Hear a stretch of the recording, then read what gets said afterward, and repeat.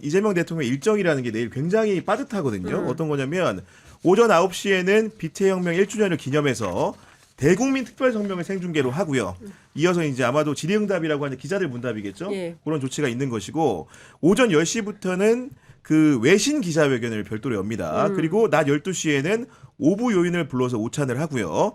그다음에 4시 30분에는 IOC 위원장 접견을 하고 하이라이트로 오후 7시 저녁에는 12.3 내란 외환 청산과 종식 사회대개혁 시민대행진을 하게 되는데 정말로 대통령이 시민사회와 임기 중에 발을 맞춰서 같이 행진을 한다.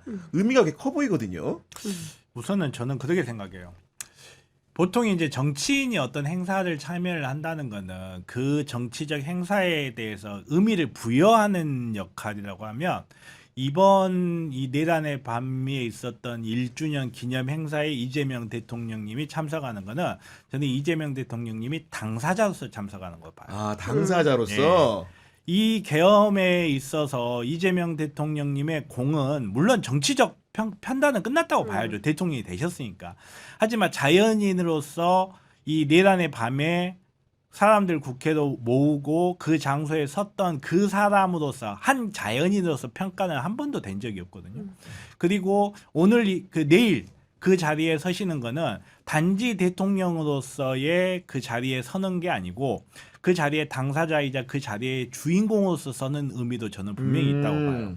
여기에 물론 이제 정치적 의미를 부여하지 않을 수는 없죠. 대통령이기 때문에. 하지만 어찌 보면 대통령으로서 그 자리에 참석을 했다기보다는 자연인 이재명으로서 그 자리에 참석을 하는 게 더 의미가 있을 수도 있다. 저는 그렇게 봅니다. 사실 제가 어제 취재할 때까지만 하더라도 이거 없었어요. 이 일정이 예, 없었어요. 그리고 제가 취재한 바에 따르면 대통령실 내부에서 지난주에 정무수석실을 중심으로 해가지고 그리고 12.3 비상계엄 1주년이 다가오는데 대통령실은 무엇을 할 것인가를 놓고 각 발제를 팀별로 그랬겠죠, 하라고 당연히. 했는데 근데 대통령실이 적극적으로 나서는 게 맞냐. 그날은 이제 국민 주권을 다시 되찾은 날이고 그리고 국회가 사건의 현장이고 그래서 국민과 국회가 중심이 되어서 12.3 비상계엄을 치르는 게 맞다. 그러니까 대통령실에 기획이 없는 게 기획이다. 이제 이렇게까지 얘기가 됐다가 근데 대통령께서 뭘 그렇다고 해서 정말 아무것도 안 하고 뭐 이렇게 해서 제가 취재한 바로는 이제 강훈식 비서실장이 아이디어를 준비가. 내서 일단 외신 기자회견을 하기로 하고 굉장히 근데 좋은 아이디어 같고요. 네, 제가 알기로는 오후로 알았는데 영빈관에서 오해하는데 그게 땡겨진 모양이고 그리고 그에 앞서서 그럼 내신은 어떻게 할 거냐 그래서 이제 특별 성명을 발표하고 내고. 간단하게 풀 기자들 상대로 질의응답 몇 개 받고 바로 외신 기자회견하고 그리고 오부 요인 오찬인가 만찬을 하고 뭐 이렇게 끝나는 일정으로 알고 있었어요. 그런데 이게 하나 들어온 거죠. 그게 무슨 얘기냐? 대통령 뜻이라는 겁니다. 본인이 적극적으로 역할을 좀 해야겠다라는 판단을 했다고 보는데 그냥 제가 해석하기로 대통령실 출입 기자이자 정치평론을 하는 기자 입장에서 해석을 해보자면 대통령 분명히 판단을 하는 거예요. 대한민국의 역사가 어느 방향으로 가야 되느냐.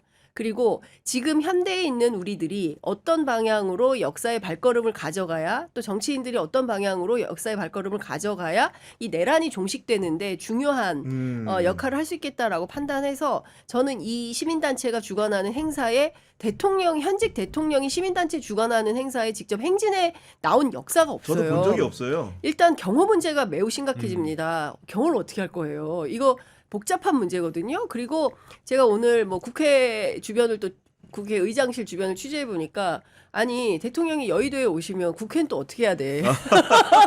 이거 나가야 돼 말아야 돼. 그렇잖아요. 의장님도 의장님 입장에서 아니 대통령이 또 여의도까지 오신다는데 응원봉을 드실지는 모르겠어요. 네. 그런데 예를 들어 대통령 오시는데 또 어떻게 안 나가요? 의장 입장에서는 그렇죠. 또 이것도 또 고민인 거고. 근데 또 이거는 행사 주관은 또 시민단체가 주관하는 거고 여러 가지로 복잡한 겁니다. 근데 사실 이런 행사를 하면 대통령 행사를 하면 최소 한 석 달 전, 2달 전쯤에는 메이드가 끝납니다. 그리고 실행하는 거예요. 근데 이렇게까지 하는 것은 연말 됐는데 이거 안 되겠다. 그리고 이제 시민들이 지금 다소 좀 불만과 그리고 그렇죠. 특히 뭔가 이제 좀, 사법부에 대한 불신과 불만이 폭증하고 있는 그렇습니다. 거 아니겠습니까?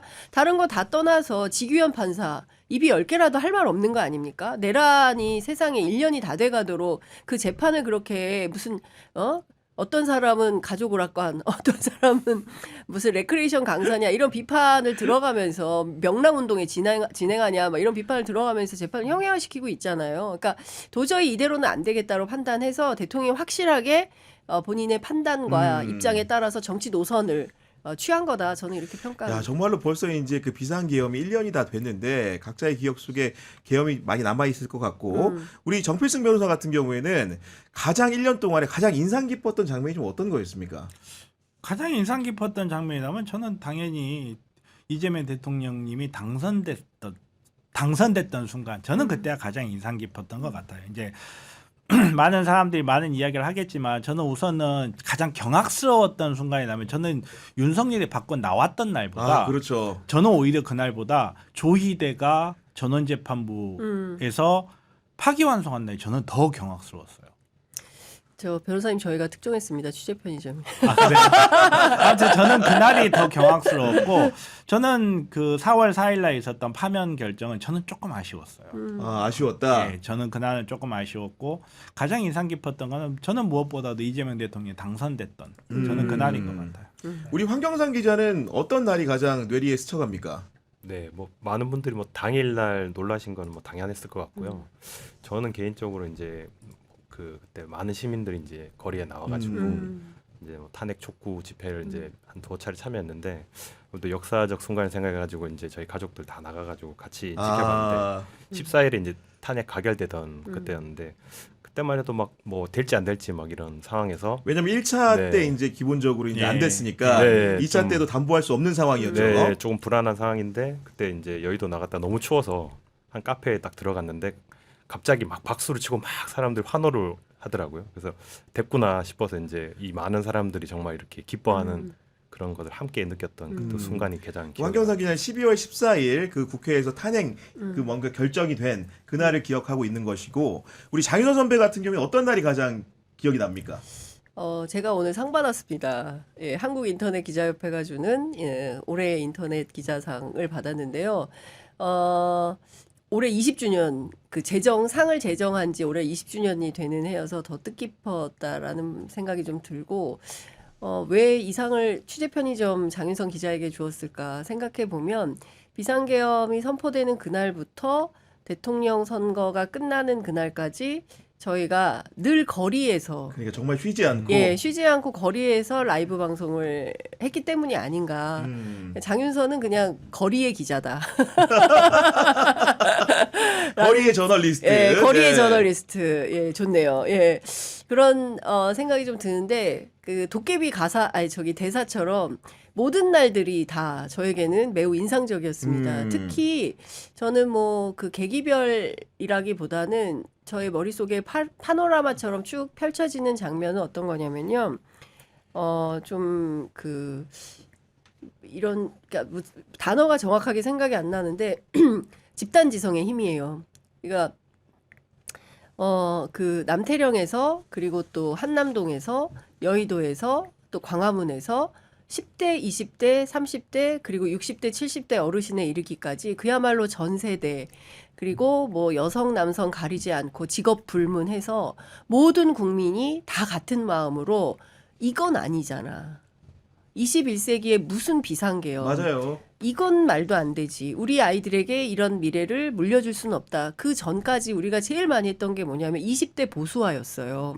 예. 그리고 20대 청년들이 보수화돼가지고 뭐 집회 같은 것도 안 하고 뭐 이기적이고 이랬는데 여의도에 제일 먼저 뛰쳐나온 사람들이 누구냐면 10대, 20대, 30대 청년들이었어요. 아이돌 응원봉 들고 자기들이 가지고 나올 수 있는 유일한 수단. 그 전까지만 하더라도요.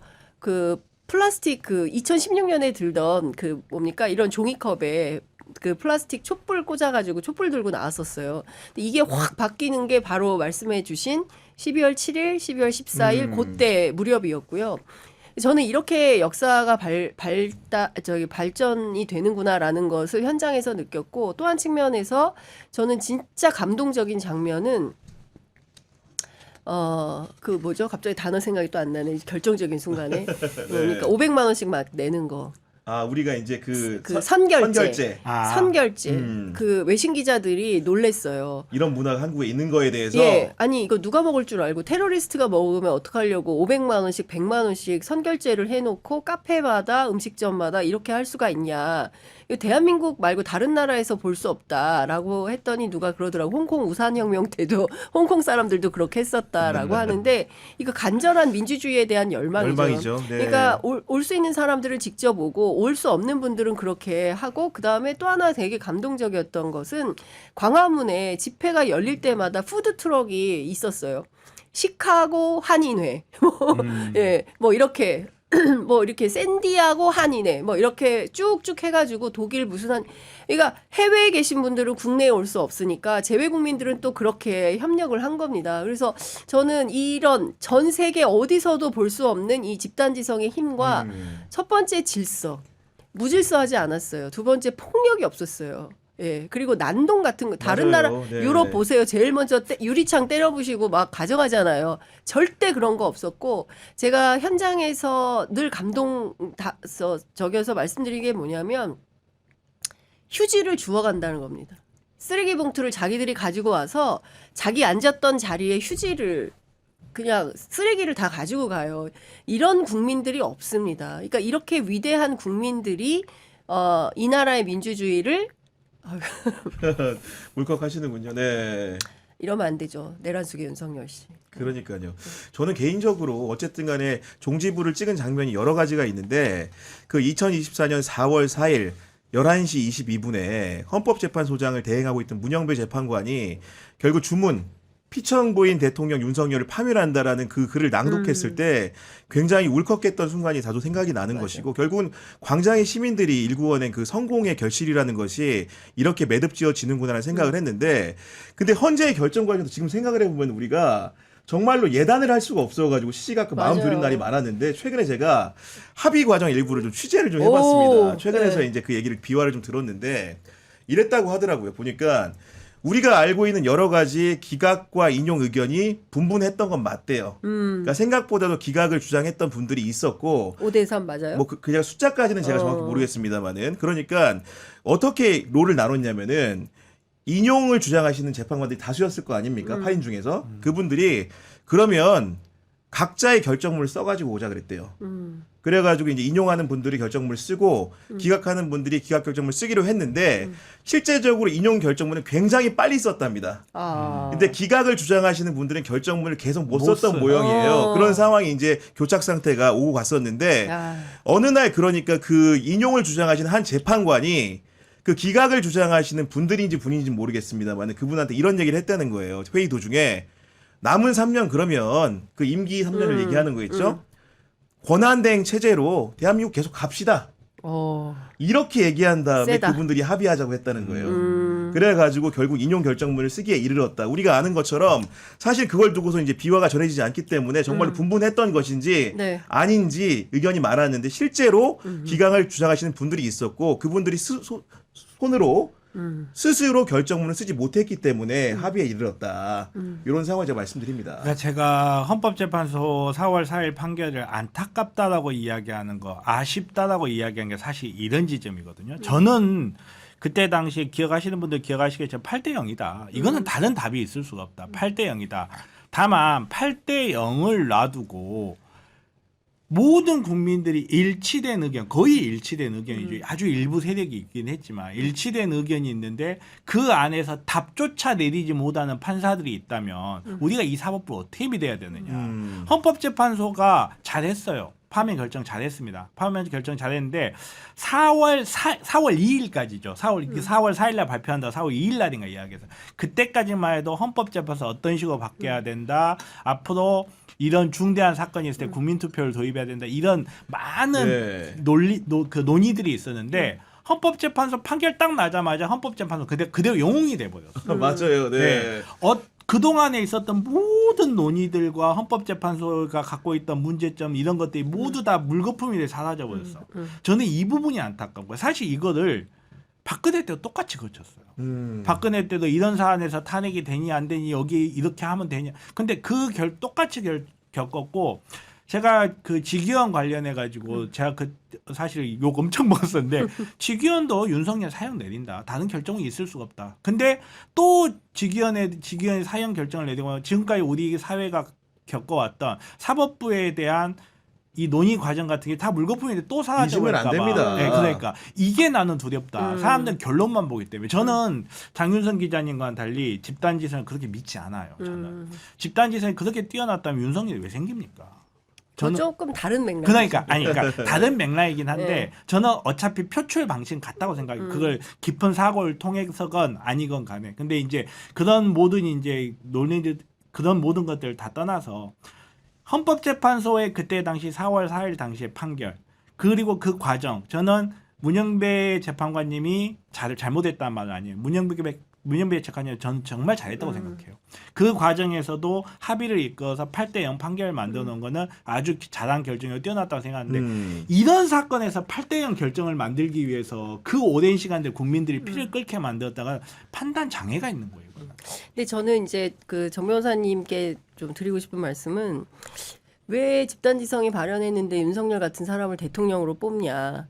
저는 여기에 언론이 상당히 잘못했다고 생각합니다. 이를테면 우리 국민들에게 윤석열 내란 수괴가 어떤 사람이라는 것을 후보 검증을 통해서 철저하게 물론 뭐 경향신문을 비롯해서 여러 언론들이 탄압을 많이 받고 실제로 압수수색도 당하고 뭐 이런 일이 있었지만 그와는 별개로 그럼에도 불구하고 언론이 사명감을 가지고 후보 검증에 대해서 보다 적극적으로 나서서 실시간으로 그런 정보를 줬다면 우리 국민들이 그런 판단 안 합니다. 사실 그 부분에 대해서 제가 기회가 있을 때마다 제가 하는 말인데 네. 집단지성에 대한 그 의견의 다름을 저는 충분히 이해합니다. 충분히 이해하고 그 잘못됐다는 말을 하기보다는 저는 항상 하는 이야기가 이럴 줄 몰랐어요. 사람들한테. 저는 윤석열 찍은 사람들한테도 지금도 뭐 이럴 줄 몰랐냐. 그때도 물어봤고 지금도 물어봤고. 그러니까 언론이 잘못했다라고만 하기에는 문제가 있는 게 그 언론 저도 봤어요. 그리고 윤석열 찍고 후회한 사람들도 봤고 그때 당시 이재명 대통령이 찍었던 사람들도 그 언론을 봤을 거예요. 단지 언론에만 문제다라고 국한하기에는 저는 모든 걸 해결하기는 안타까움이 있다. 좀 완전히 해결할 수 네. 없는 물론 부분이 그렇죠. 있다. 예, 뭐 어떻게 딱 하나만 이겠습니까? 근데 저는 언론의 책임도 상당하다라고 생각을 하는 것이고요. 그리고 그럴 줄 몰랐냐? 모르는 분들 상당히 많아요. 그러니까 이를테면 이제 법조에 계시거나 또 언론에 있는 사람들은 실시간으로 정보를 접하면서 다양한 판단을 할 수 있지만 생업에 계신 분들은 뉴스 꼼꼼히 잘 보기 힘듭니다. 그렇기 때문에 그 종합편성 채널에 나와 있는 제목 하나만 보고 판단하는 거예요. 그 이미지를 가지고 투표장에 가는 거거든요. 투표는 당연히 해야 되니까. 그렇기 때문에 저는 그 기성 언론, 특히 방송 이런 데 역할이 매우 크다. 제가 오늘 국회에서 이제 그 우원식 국회의장 인터뷰를 하고 왔는데 이미 부스가 많이 차려졌어요. 그 12.3 비상계엄과 관련해서 국회에서 하는 여러 행사가 있기 때문에 특별 방송을 위해서 특별 부스를 마련했는데 새 언론이 없어요. TV조선, 채널A, MBN 설치도 안 했습니다. 이 새 언론 제일 적극적으로 사실은 문제적 보도 하고 있지 않습니까?